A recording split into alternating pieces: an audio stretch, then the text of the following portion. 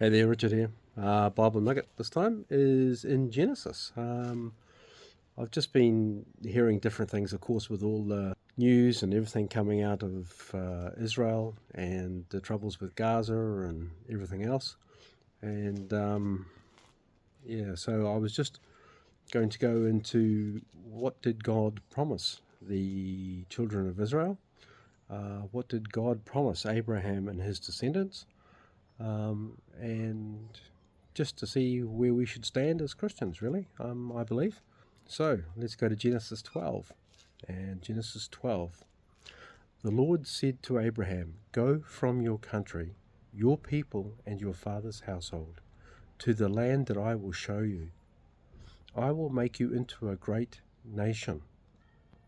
Now, by the way, the word nation used here is also used a lot of other times in Genesis, and that means it's not just a people, but it's a nation. In other words, it has a fixed kind of like a geographical region that it calls its own.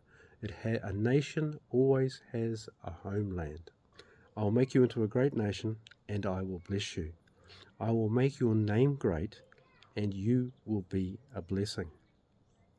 I will bless those who bless you, and whoever curses you, I will curse. And all peoples on earth will be blessed through you. That's really, really interesting, I think, because that means all peoples, not just the Jews that were going to come from Abraham, the promised land, promised people, the chosen people, not just the Jews. It means all peoples on the earth will be blessed through Abraham. And the reason that was, of course, is Jesus was going to come from the Jewish people, and and Jesus was the one that was referred to in Genesis 3 when it says that the seed of the woman will crush your head and you will bruise his heel. So that's referring to Jesus. It's not the seeds, it's the seed of the woman, singular. So what's happening is God's saying here that through you, Jesus is going to come, through your line, Jesus is going to come. And because of him, all the peoples, like everybody, will be blessed. Genesis 17, it's a more specific promise for Abram, or as he was called then. Verse 3 there in 17, Abraham fell face down, and God said to him, "As for me, this is my covenant with you. You will be a father of many nations. No longer will you be called Abram, your name will be Abraham. For I have made you a father of many nations. I will make you very fruitful. I will make nations of you, and kings will come from you.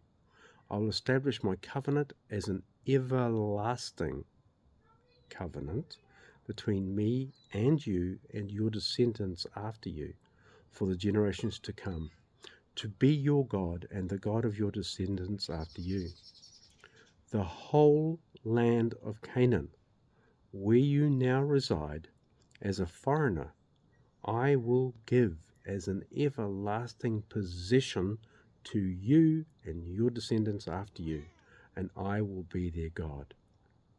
So just before this, in the chapter before this, God says that your descendants of the promise, the descendants of the promise are going to come through Isaac, not Ishmael.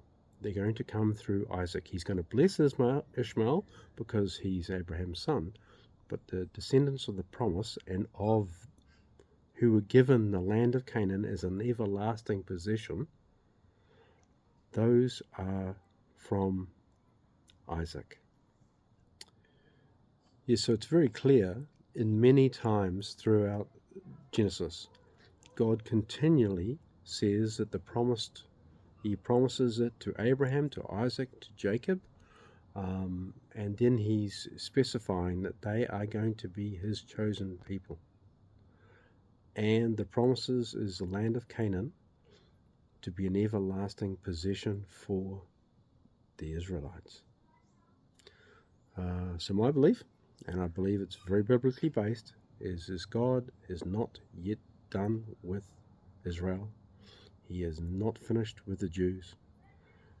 He is going to bring them. He has brought them back. Obviously, there's a miracle of 1948 whenever the nation of Israel got established again. Imagine that. That has never ever happened with any other nation ever.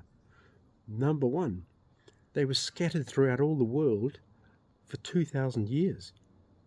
But they retained their national and their religious identity in all of that time. Then, after approximately 2,000 years, they come back to their original land and they establish their land again. And the weird, crazy thing too is Hebrew was a dead language. It hasn't been heard of before that a dead language has come back into existence as a living language. So, at the late 1800s, there was a revival amongst to teach Hebrew as the language for people going to Israel. And now, of course, they speak Hebrew in Israel. One of the first prime ministers of Israel said, if you lived in Israel, you had to believe in miracles, because their whole existence is miracle after miracle after miracle. Anyway, that's enough for today. Thanks.